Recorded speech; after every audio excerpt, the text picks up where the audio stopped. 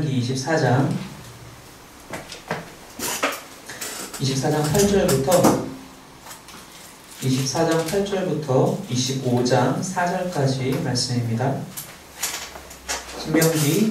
구약성경 신명기 24장 8절부터 25장 4절까지의 말씀, 저와 여러분이 한 절씩 교독하도록 하겠습니다.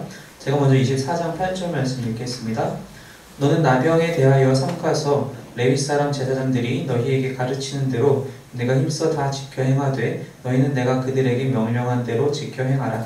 너희는 애굽에서 나오는 길에서 내 하나님 여호와께서 미리암에게 행하신 일을 기억할지니라. 내 이웃에게 무엇을 구워줄 때에 너는 그의 집에 들어가서 전당물을 취하지 말고 너는 밖에 서 있고 내게 꾸짖는 자가 전당물을 끌고 가지고 나와서 내게 줄 것이며 그가 가난한 자이면 너는 그의 전당물을 가지고 자지 말고 해될 때 그 전당물을 반드시 그에게 돌려줄 것이라. 그리하면 그가 그 옷을 입고 자며 너를 위하여 축복하리니 그 일이 내 하나님 여호와 앞에서 내 공의로움이 되리라. 곤궁하고 비난하는 품꾼은 너희 형제든지 내 땅 성문항에 우거하는 객이든지 그를 학대하지 말며 그 품삯을 당일에 주고 해 진 후까지 미루지 말라. 이는 그가 가난함으로 그 품삯을 간절히 바랍니다. 그가 너를 여호와께 호소하지 않게 하라. 그렇지 않으면 그것이 내게 죄가 될 것이니라. 아버지는 그 자식들로 말미암아 죽임을 당하지 않을 것이요 자식들은 그 아버지로 말미암아 죽임을 당하지 않을 것이니 각 사람은 자기 죄로 말미암아 죽임을 당할 것이니라. 너는 객이나 고아의 송사를 억울하게 하지 말며 과부의 옷을 전당 잡지 말라. 너는 애굽에서 종 되었던 일과 내 하나님 여호와께서 너를 거기서 선량하신 것을 기억하라. 이러므로 내가 내게 이 일을 행하라 명령하노라. 네가 밭에서 곡식을 벨 때에 그 한 뭇을 밭에 잃어버렸거든. 다시 가서 가져오지 말고 나그네와 고아와 과부를 위하여 남겨두라. 그리하면 내 하나님 여호와께서 내 손으로 하는 모든 일에 복을 내리시리라. 내가 내 감람나무를 떤 후에 그 가지를 다시 살피지 말고 그 남은 것은 객과 고아와 과부를 위하여 남겨두며 내가 내 포도원에 포도를 딴 후에 그 남은 것을 다시 따지 말고 객과 고아와 과부를 위하여 남겨두라. 너는 애굽 땅에서 종 되었던 것을 기억하라. 이러므로 내가 내게 이 일을 행하라 명령하노라. 사람들 사이에 시위가 생겨 재판을 청하면 재판장은 그들을 재판하여 의인은 의롭다 하고 악인은 정죄할 것이며 악인에게 태용이 합당하면 재판장은 그를 엎드리게 하고 그 앞에서 그의 죄에 따라 수를 맞추어 때리게 하라. 40가지는 때리려니와 그것을 넘기지는 못할지니 만일 그것을 넘겨 매를 지나치게 때리면 네가 내 형제를 경히 여기는 것이 될까 하노라. 함께 있습니다. 곡식 떠는 소에게 마음을 씌우지 말지니라. 아멘. 계속해서 신명기 말씀 함께 보고 있습니다. 오늘 이제 그 10계명을 하나씩 이제 확장해서 어떻게 모세가 다시 한번 해설하는지에 대해서 계속 보고 있는데, 오늘은 9번째 계명이죠. 9번째 계명은 거짓 증언하지 말라. 그죠? 거짓 증언하지 말라라는 그 계명을 가지고 지금 우리가 방금 읽었던 24장 8절부터 25장 4절까지의 말씀이 그 안에 같이 해당된다라고 볼 수 있을 것 같아요. 왜 이게 같이 해당이 될까? 일단은 그 거짓 증언에 대해서 좀 생각을 해봐야 될 것 같아요. 우리가 이제 그 3계명이었죠. 그 하나님의 이름을, 여호와의 이름을 망령되이 일컫지 말라. 그 망령되이 일컫는다라는 것에 대해서 우리가 얘기를 할 때 그것이 법정에서 사용될 때에는 증인들이 나가서 증언을 하게 될 때에 하나님 앞에서 선서를 하고 증언을 하게 되는데, 즉 하나님 앞에서 증언을 하게 되는 것과 마찬가지인데, 거기서 거짓으로 증언할 경우에는 하나님을 속이는 것이 되고 하나님의 이름으로 맹세한 것이 그것이 망령되이 일컫게 된다라고 이제 얘기를 하는 것이라 잠깐 언급을 했었었는데, 마찬가지죠. 거짓 증언이라는 것은 마찬가지로 하나님 앞에서 하나님의 이름을 망령되이, 즉 하나님의 이름에 먹칠하는 것과도 마찬가지지만 하나님을 대상으로 하지 않고 사람을 대상으로 우리가 생각해보게 되면은 그 거짓 증언한다는 것은 한 사람을 억울하게 만든다는 겁니다. 그렇지 않았는데 그렇다라고 하는 거잖아요. 이 사람이 살인을 저지르지 않았는데 이 사람이 살인을 저질렀다고 내가 거짓 증언을 하게 되면 이 사람을 얼마나 억울하겠어요. 그 억울함에 대해서 이야기를 하고 있는 거예요. 그래서 이제 이 8절부터 지금 우리가 읽었던 그 24장 8절부터 쭉 보게 되면은 그런 맥락에서 우리가 함께 볼 수 있어요. 제일 먼저 나왔던 8절과 9절 말씀에 보면은 나병에 대해서 이제 얘기를 하고 있어요. 아시다시피 성경에서 특별히 이제 구약 쪽에서 나병에 대해서 얘기할 때에는 이것이 다 소위 말하는 문둥병, 그러니까 우리가 얘기하는 한센시병이라고 하죠. 한센병을 다 얘기하진 않아요. 아마 이 중동 지방에는 한센시병이 헬라화가 된 이후에 이제 들어왔다라고 우리 기록에서 볼 수 있거든요. 당시에는 아마 피부병을 정도를 얘기를 하는 걸 거예요. 그럼 피부병이 생겼을 때 너희가 어떻게 할 것이냐? 레위 사람 제사장들이 너에게 가르치는 대로 다 행하라. 이 피부병에 대해서는 이미 이야기가 나와 있어요. 어디 나와 있냐면은 레위기에서도 레위기 13장이랑 14장에서도 이 경우에 어떻게 이 피부병을 처리할 것인가에 대해서 나와 있고요. 실제로 이 일이 발생했던 가장 대표적인 예가 민수기 12장에 나와 있어요. 민수기 12장에 지금 여기서도 9절에 얘기하고 있지만 9절에 여호와께서 미리암에게 행하신 일을 기억할지니라. 바로 이 민수기 12장에 미리암에게 어떤 일이 일어나는지 나와 있어요. 어떤 일이 나와 있냐면은 찾아보진 않고 제가 말씀드릴게요. 미리암이 모세를 비방합니다. 모세가 이방 여인을 자신의 아내로 새로 들인 것을 가지고 비방을 해요. 물론 그게 잘한 일은 아닌 것 같아요. 그 정확한 우리가 성경의 그 구절만 보고서는 그 정확한 모든 맥락을 다 알 수는 없기 때문에 어떻게 판단하기 힘들지만 어찌되었든 그 일을 가지고 아론도 그렇고 미리암도 그렇고 비방을 하게 돼요. 어떻게 모세가 저럴 수 있느냐. 근데 미리암이 거기서 하나님께 벌을 받아요. 왜? 모세를 비방했기 때문에 받아요. 그 비방이 아마도 우리가 추정하기에는 어쨌든 결과적으로 미리암이 벌을 받았기 때문에 추정하기에는 아마 미리암이 모세를 좀 과장해서 비방했거나 혹은 근거 없이 비방했거나 그런 것들이 있을 수 있다는 얘기죠. 물론 모세가 그 이방 여인을 데리고 온 것 자체는 팩트지만 그 이후 그것만 보는 것이 아니라 다른 것들도 같이 우리가 생각해 봐야 되는 것이죠. 그랬을 때 미리암이 그렇게 비방했을 때 하나님이 미리암에게 나병을 내리세요. 그 벌로 내리신다라는 거예요. 즉 모세라 한 사람이 억울하게 됐어요. 그 어떤 비방 때문에. 그랬을 때 하나님이 이 사람을 벌하신다라는 겁니다. 그런데 하나님이 이 사람을 이 미리암을 벌하는 것도 그렇고 또 이 미리암의 나병을 해결하기 위해서 이 미리암을 진 바깥으로 7일간을 내보내거든요. 생각을 해봅시다. 미리암이 어떤 사람인지 한번 생각해 볼게요. 미리암은 어떤 사람입니까? 이스라엘의 지도자, 최고 지도자인 모세의 누이예요. 모세가 아기일 때 살려준 사람이기나 마찬가지예요. 그 바구니에 떠다닐 때 그게 이제 이집트 공주한테 갔을 때도 이 누이가 정말 재치있게 행동을 해가지고 마침 제가 히브리 유머를 알고 있는데 소개시켜드릴게요 라든지 그런 사람이에요. 그것뿐만이 아닙니다. 현직 대제사장인 아론의 누이이기도 해요. 시참말로 로얄 패밀리죠. 근데 그 로얄 패밀리인 미리암 그리고 미리암의 찬양이라는 게 이미 또 출애굽기에 기록되어 있잖아요. 그 정도로 정말 대단한 사람이에요. 근데 그 사람조차도 하나님 앞에서는 다른 사람들과 별반 다를 바 없다는 겁니다. 무슨 뜻이냐? 하나님의 말씀, 하나님의 심판 앞에서는 별 차이가 없다는 거예요. 아무리 그런 사람이다 하더라도 자신의 병을 숨길 수 없고 하나님이 명령하셨으면 일주일간 집 밖에 나가 있어야 되는 거예요. 부정한 사람은 나가 있어야 된다는 것입니다. 즉 모든 하나님의 율법 앞에 모든 사람이 평등하다는 겁니다. 누구 하나 거기에 이 사람은 좀 높은 위치에 있으니까 율법에서 이렇게 얘기하고 있지만 좀 덜 해도 괜찮아. 그렇지 않다라는 겁니다. 그 8절에서 그렇게 얘기했잖아요. 제사장들이 너희에게 가르치는 대로 너희가 힘써 다 지켜라. 모든 사람들이 열애를 두지 않는다는 거예요. 열애를.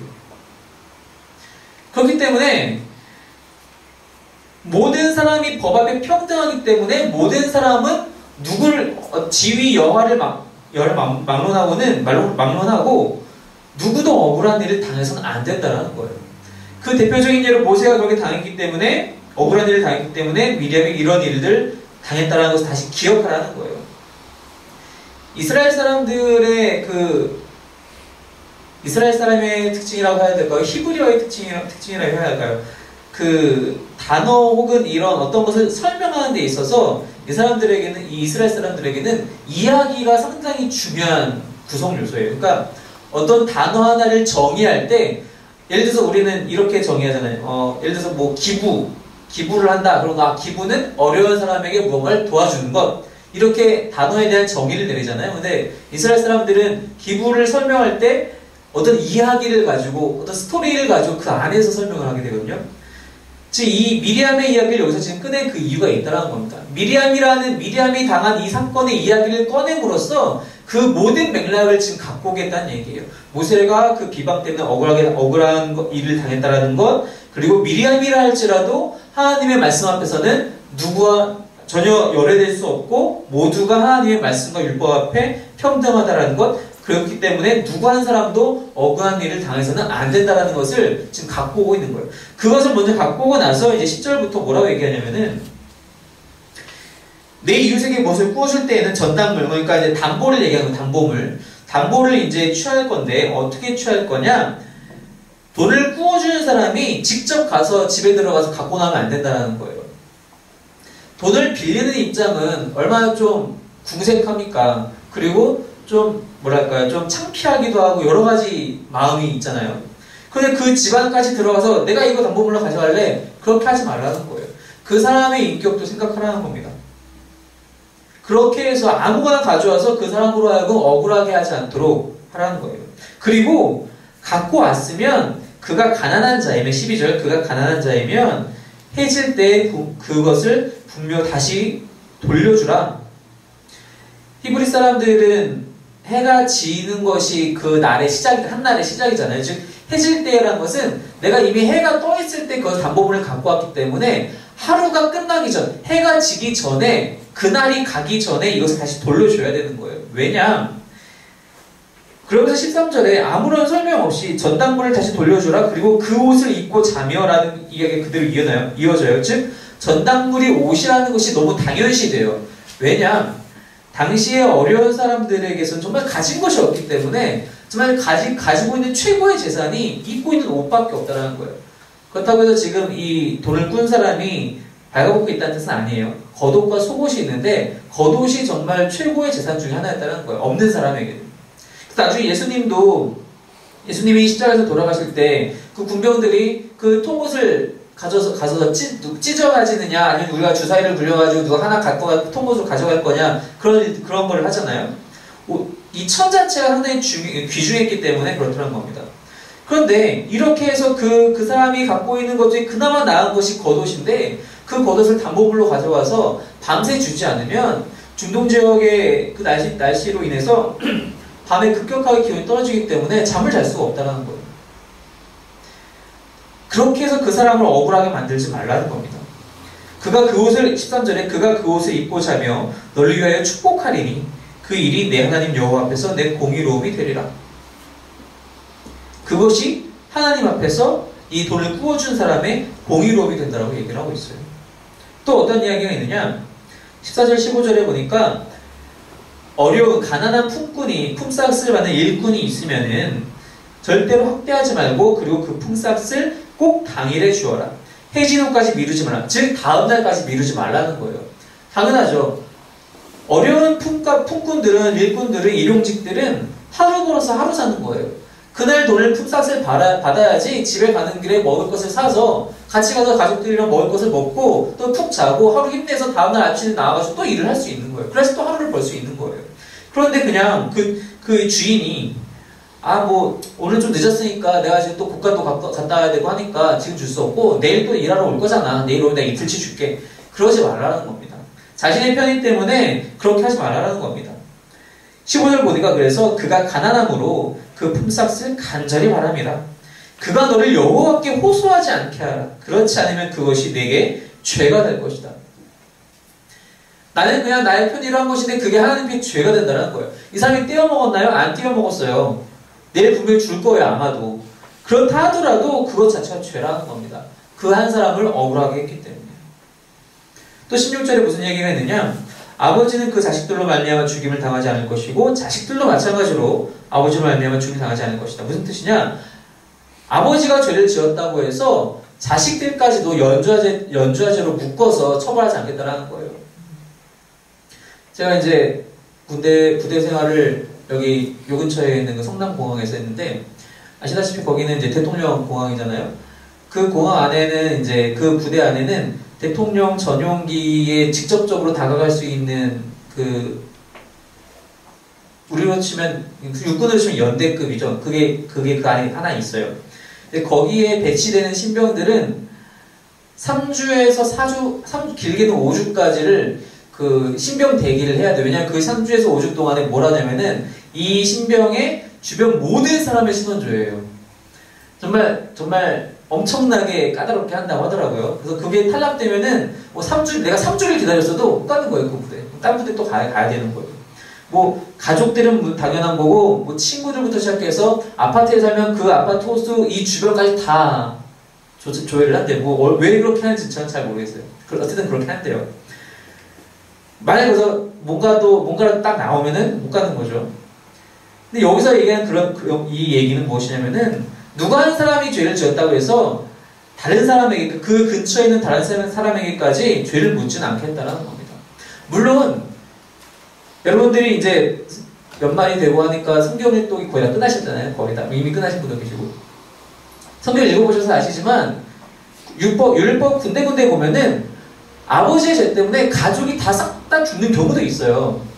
우리가 알다시피 이제 여호수아로 넘어가서 보면은 이제 여리고성에서 탈취물 원래 다 바쳐야 되는데 그걸 이제 몰래 갖고 왔던 아간도 집이 다 싹 다 죽어요. 이 이전에도 이제 광야 시절에서도 고라 자손들도 이제 한번 이렇게 반란 일으켰다가 싹 다 죽어버리거든요. 근데 그런 경우와 이런 경우는 좀 달라요. 무슨 경우냐면은 이스라엘 회중, 즉 하나님의 백성 안에 하나님을 대적하는 죄를 절대로 남겨놓지 않기 위해서는 그런 경우가 있어요.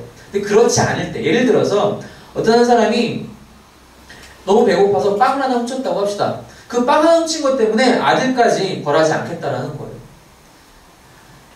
자신이 지은 죄도 아닌데 그것 때문에 억울함을 당하지 않게 하라. 바로 그것이 이 16절의 이야기를 하는 것입니다. 그러고 나서 17절에 또 보면은 역시 또 어떤 사람들을 억울하게 하면 안 되느냐? 그래서 이방인들을 얘기하는 거죠. 고아 그리고 과부 이런 사람들을 억울하게 하지 말래요. 근데 이 과부에게는 좀 더 강한 보호를 해줘요. 무슨 뜻이냐? 아까 24장 그 10절 쪽에 보면은 전당부를, 즉 담보물을 취하는 것에 대해서 얘기를 하는데 과부는 담보물도 취하지 말래요. 과부가 무언가를 꾸려고 할 때는 그냥 꾸어주라는 거예요. 그러니까 사실상 그냥 주라는 얘기죠, 사실. 과부의 옷이라는 것이 얼마나 이 과부에게는 소중합니까? 또 여인이잖아요. 그런 사람들의 인격조차 무시하지 말고 억울함을 갖게 하지 말아라. 또 19절부터 무슨 얘기가 나오느냐? 곡식을 추수할 때에 곡식을 너무 깨끗하게 다 추수하지 말라는 거예요. 그죠? 갈람나무도 마찬가지, 포도원에서 포도를 딸 때도 마찬가지, 한번 지나쳤으면 그냥 지나치라는 거예요. 남아있으면 그냥 남은 대로. 왜 그 남은 것들이 누구 몫이 되느냐? 나그네와 고아와 과부의 몫이 된다는 겁니다. 그렇게 해야 너의 하나님 여호와께서 19절 내 손으로 하는 모든 일에 복을 내리시리라. 이것의 직접적인 이 말씀 그대로의 은혜를 받은 사람이 있잖아요. 그죠? 룻기에 나오잖아요. 룻기에 보아스가 자신의 타작마당에서 룻에게 엄청나게 부어줘요. 오히려 종에게 일부러 이렇게 얘기를 하지. 야, 너희는 추수할 때 놓치는 거는 물론이거니와 너희가 이미 추수한 것도 흘리고 가라고 얘기를 하잖아요. 보아스가 종들에게. 룻이 그것을 다 주워다가 시어머니와 함께 나눕니다. 그리고 그 보아스도 복을 받고 룻도 나오미도 다 같이 복을 받게 되죠. 그러면서 22절에 마무리하기를 너는 애굽 땅에서 종되었던 것을 기억하라. 이러므로 내가 내게 이 일을 행하라 명령하노라. 그리고 나서 한 번 더 어떤 이야기가 나오냐면 25장에 넘어가서 어떤 사람에게 이제 재판을 해서 악인이 이제 밝혀졌을 때 그 악인에게 태형이 합당하게 되면, 즉 때리는 형벌이 합당하게 되면은 어떻게 때려야 되느냐? 죄에 따라서 수를 맞춰 때리되 아무리 죄가 중하더라도 40대 넘어서서는 때리지 말라고 합니다. 당시에 태형이 어느 정도 수준인지는 잘은 모르겠어요. 우리나라는 태형 없잖아요. 그죠? 제가 알기로는 태형이 없는 걸로 알아요. 싱가포르는 태형이 있죠. 제가 알기로는 있어요. 엄청나게 거의 미칠 정도로 때린다고 하더라고요. 예전에 그 패션 오브 크라이스트였나요? 그 영화를 봤을 때도 예수님이 당한 태형을 보면은 이거 정말 이걸 리얼하게 표현한 건지 아니면 영화라서 이렇게 한 건지 잘 모르겠지만 엄청 심하더라고요. 40대까지는 가능하대요. 40대 이상을 떼지 말라. 당시에 이 지역, 이 중근동 지역에서의 보통의 태형은 기록에 의하면 20대에서 60대가 평범한 수준이래요. 20대에서 60대가. 40대를 맥시멈으로 잡은 것은 엄청나게, 그러니까 그것보다 좀 덜하게 한 거죠. 죄인도 사람이라는 겁니다. 죄인도 내 형제라는 거예요. 25장 3절에 그래서 뭐라고 표현합니까? 매를 지나치게 때리면 너가 너의 형제를 경히 여기는 것이 될까 하노라. 죄인인데 그 죄인을 너의 형제라고 표현하고 있어요. 죄는 미워요. 죄는 정말 믿습니다. 하나님은 죄를 정말로 싫어하십니다. 하지만 그 죄인은 그 사람은 회개해야 될 사람이고 그 회개하고 용서를 구할 때 받아줘야 될 사람이지 그 사람도 버려야 될 사람은 아니라는 것입니다. 그래서 이제 이 유대인들은, 이스라엘 사람들은 여기서 어떻게 이 규정을 지키냐면요, 절대로 40대를 때리지 않아요. 혹여나 카운트하다가 깜빡해서 41대를 때릴까봐 오히려 40대도 안 때리고 39대만 때려요. 그래서 바울이 그렇게 얘기하잖아요. 바울 사신에 내가 40에 하나 가만 태형을 맞은 게 여러 번이다 라고 얘기를 하잖아요. 그게 그것 때문이니까 바울은 제일 많이 맞은 거예요. 맥시멈으로 항상 맞았던 거예요. 39대가. 40대를 때린 적이 없으니까 이 이스라엘 사람들은. 마지막으로 25장 4절에 무슨 얘기를 하고 있냐면은 곡식 떠는 소에게 망을 씌우지 말지니라. 당시의 사람들이 추수를 한 다음에 이제 타작을 하려면 어떻게 하냐면은 이제 타작마당에 이렇게 쭉 그 곡식 더미들을 쭉 이렇게 뿌려놔요.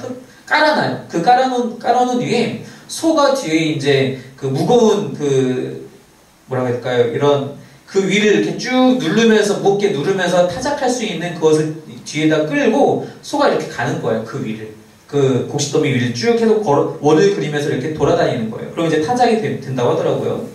근데 그런 소에게 입을 막는 망을 씌우지 말라는 거예요.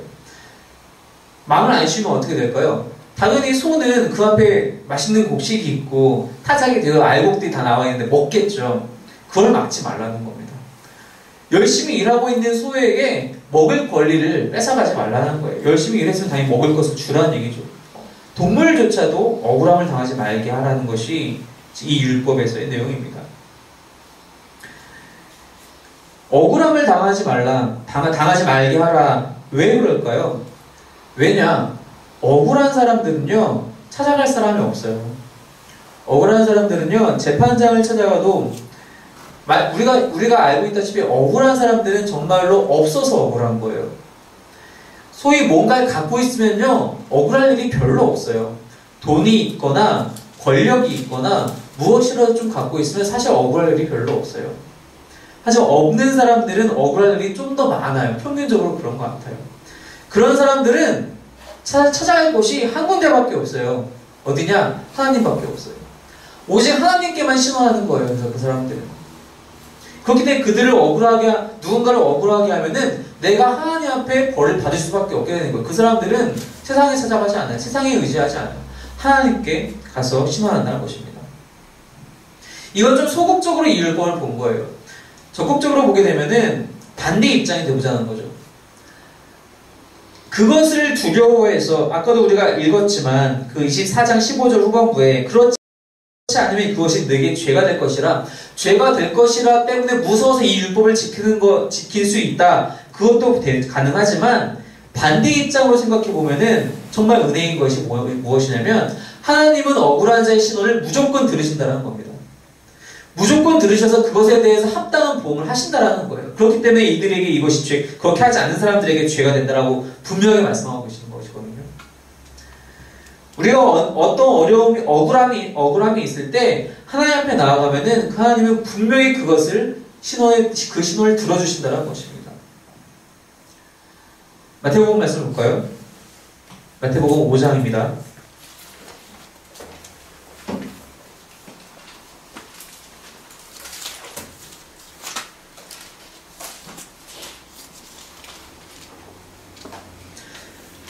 마태복음 5장 10절, 11절, 12절 세 절 말씀 함께 보겠습니다. 시작. 의를 위하여 박해를 받은 자는 복이 있나니 천국이 그들의 것임이라.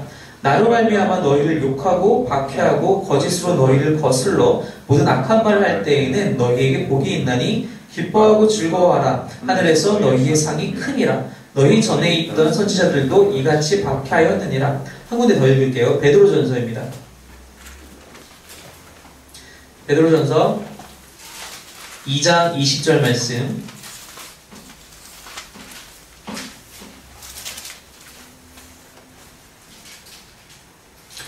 2장 19절과 20절 두 절 말씀 함께 읽겠습니다. 베드로전서 2장 19, 20절 시작. 부당하게 고난을 받아도 하나님을 생각함으로 슬픔을 참으면 이는 아름다우나 죄가 있어 매를 맞고 참으면 무슨 칭찬이 있으리요. 그러나 선을 행함으로 고난을 받고 참으면 이는 하나님 앞에 아름다우니라. 지금 우리가 두 군데를 읽었는데 이 두 군데의 공통점이 있습니다. 무엇이냐? 한 가지는 억울함에 대한 공통점이 있고요. 두 번째는 그 억울함이 어떻게 발생하느냐입니다. 우리가 억울하다고 할 때에는 성경에서 말하는 억울함은 이 사람이 죄를 짓지 않은 것을 가정해야 돼요. 그리고 이 사람이 오히려 선을 행함에도 불구하고 그것에 악으로 갚음을 당했을 때를 억울하다고 표현하는 거예요. 어제 이제 수능이 끝났는데 공부 하나도 안 하고 텐텐텐텐 놀다가 수능 점수가 200점, 150점 이렇게 나왔으면 그거 억울한 건가요? 억울한 게 아니에요. 그건 자업자득이죠. 그런 걸로 우리는 억울하다고 생각하지 않는다는 거예요. 성경에서는. 성경에서 얘기하는 억울함은 정말 열심히 선을 행하고 하나님 말씀 앞에 순전하게 나아가서 신실함으로 반응한 그런 사람들이 세상의 악함에 휘둘려서 그것 때문에 말 그대로 악으로 갚음을 당할 때 바로 그것을 억울함이라고 한다는 것입니다. 우리가 하나님 앞에 무언가를 억울함을 갖고 나아갈 때는 우리의 사리사욕을 갖고 나가서는 안 된다는 거예요. 내가 정말로 하나님 앞에 선을 행했는가? 내가 정말로 하나님 앞에서 그 의를 행했는가라는 것을 돌아봐야 한다는 것입니다. 다윗이 시편에서 계속적으로 하나님을 찾을 때 탄원시라고 하는데 그 시의 그 분류를 탄원을 할 때에 다윗은 정말 하나님 제가 이런 억울한 일을 당하고 있어요. 제가 왜 이런 일들을 당해야 합니까? 다윗은 정말 그런 말 할 만해요.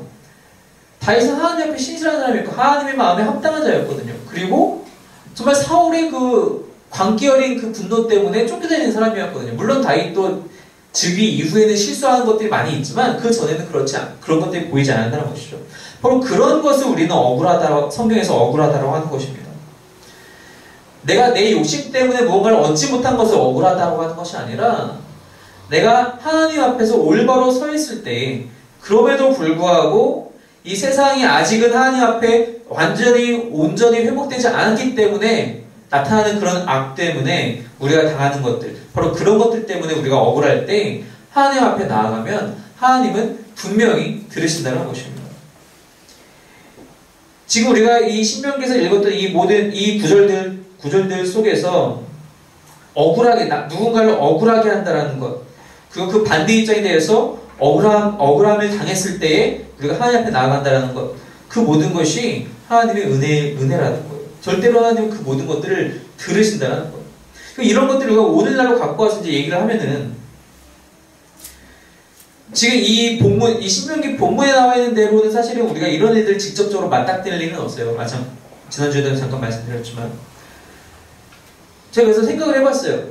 내가 누군가를 나도 모르게 억울하게 할 수 있는 일들이 무엇이 있을까? 고민해봤는데 나도 모르게 내가 누군가를 억울하게 할 수 있는 일 중에 한 가지가 무엇이냐면은 누군가를 뒤에서 욕하는 거예요. 얼마 전에 어떤 대학에서 한 학생이 자살했어요. 자살한 이유가 왕따예요. 중고등학교도 아니고 대학교에서 그런 일들이 발생했대요. 요즘 또. 얼마나 심했냐면은 심지어 자살한 그 학생조차 그 자살한 이후에도 그 학생은 뒤에서 몰래 이렇게 헛소문을 유언비어를 퍼뜨린 거예요. 얼마나 억울했겠어요. 자기는 정말 그런 적이 없는데 정말 대학교 들어가서 그 친구가 이제 남긴 것들 다른 친구들과 나온 카톡이나 SNS 대화들을 이제 누가 이렇게 올려놨는데 보면은 자기는 정말 대학교 올라와서 정말 대학교의 낭만 그런 재미난 공부 그런 친구들과의 이런 즐거운 관계 그런 것들 다 꿈꾸고 왔는데 무엇 때문인지 모르겠지만 그런 일들을 당하고 결국엔 몇 달 후에 1학년이 그렇게 죽어버리고 한 거예요. 그 단전에 선택을 한 거죠.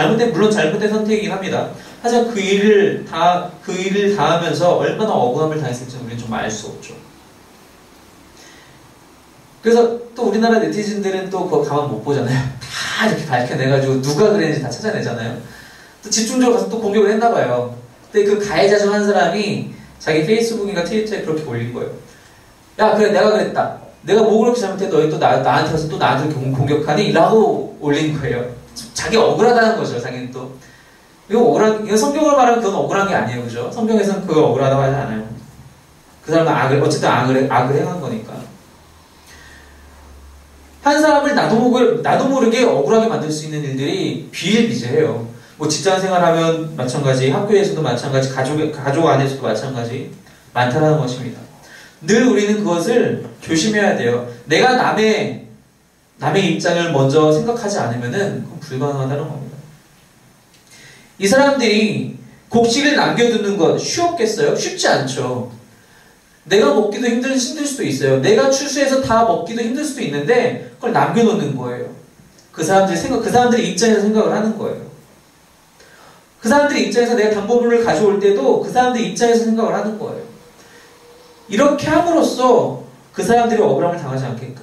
만약에 그런 일들이 발생하게 되면 그 사람들은 하나님을 누구보다도 의지할 수 있는 하나님을 찾아가서 그 억울함을 풀 수 있게끔 이 말씀이 그 모든 것을 다 커버해주고 있다는 것입니다.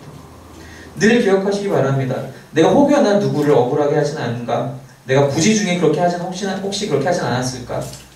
늘 우리의 주변 사람들의 내 상대방을 먼저 생각해보고 말과 행동을 결정하시기 바랍니다. 또한 나에게 혹시 그런 일들이 찾아왔을 때 여기서 말하는 억울함은 내가 하나님 앞에 선을 행하고 하나님을 위해서 하나님의 의와 나라를 위해서 무언가를 행할 때에 나의 핍박이 찾아올 때 그런 억울함을 당할 때에 나의 하나님은 나의 기도를 언제나 들어주신다는 그 사실 날마다 기억하시기 바랍니다.